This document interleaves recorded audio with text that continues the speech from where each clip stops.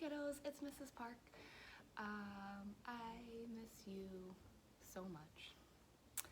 I am here in my house by myself. Well, Zoe and Xander are here and Dave is here, Mr. Park is here. But I'm feeling kind of isolated and lonely, and that's hard for me. I am an extrovert. Does that surprise you? Probably not.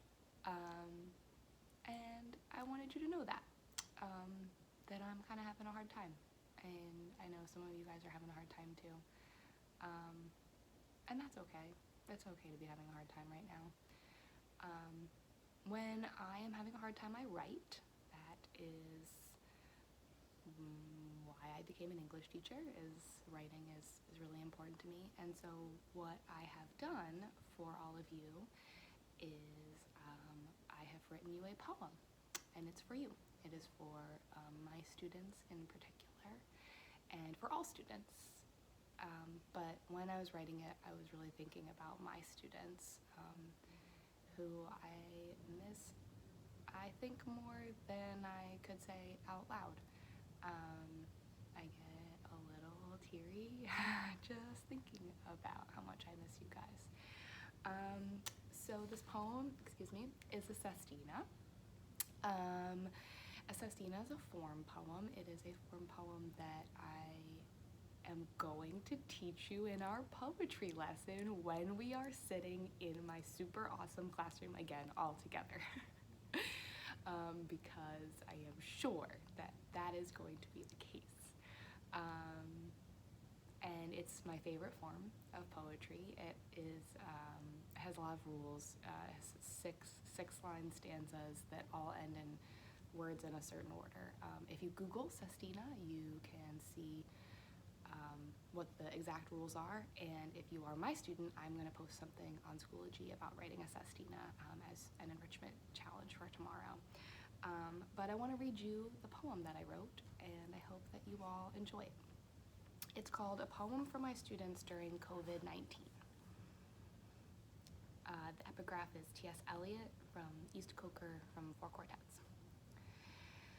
I said to my soul, be still, and wait without hope, for hope would be hope for the wrong thing. Wait without love, for love would be love of the wrong thing. There is yet faith, but the faith and the love and the hope are all in the waiting. And again, that's T.S. Eliot, East Coker from Four Quartets. Eliot said to his soul, wait without hope.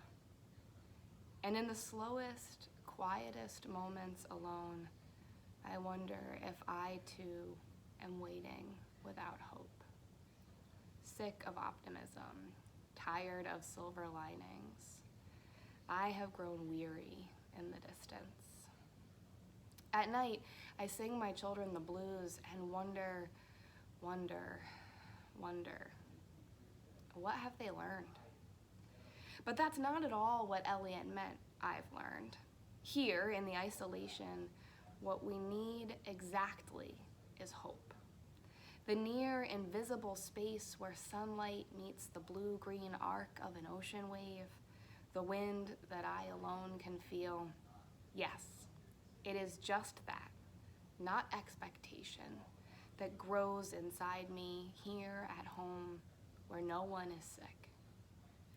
And yet, here at home, I find myself work sick, desperate for adolescent laughter I've learned is the most authentic of voices. I've grown so used to dance moves and boundless hope and teenage wisdom that can shake loneliness and shatter windows. At school, we listen to the blues, analyzing Ray Charles, who never even saw blue, but still knew how it felt. I made you all sick with bad jokes and endless stories and reminders that you're not alone, and you made sure that I wasn't either. In the end, I've learned from you.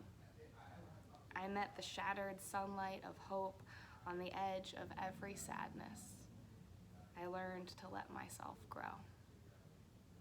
But today, it was my fear and not my joy that grew. Like a child's bedtime monster creeping on blue-black claws, that anxiety was there to sap my hope. My hand sanitizer does little for this new sickness of expectation, of isolation, of unknowns, of everything to learn. In my classroom, I never have to be alone. So I'm reaching here for those shards of sunlight all alone, and I find I'm reaching into new spring growth. The daffodils, newly sprouted, still learning how to be awake above ground, seeing the big blue sky for the first time. Neither they nor we are sick. In the reaching, I've remembered you, my students, and I've remembered hope. At a distance, not alone, I'll hold on to you until we both turn blue. Daffodils will grow around us, and we will not get sick. Instead, we will learn to live on the edge of an ocean wave and hope. Kiddos, thanks for everything. I miss you, and I'm still here with you. And you're not alone, and I'm not either. I'm so proud of you. Keep on keeping on. You can do it. Reach out if you need me. Mrs. Park loves you.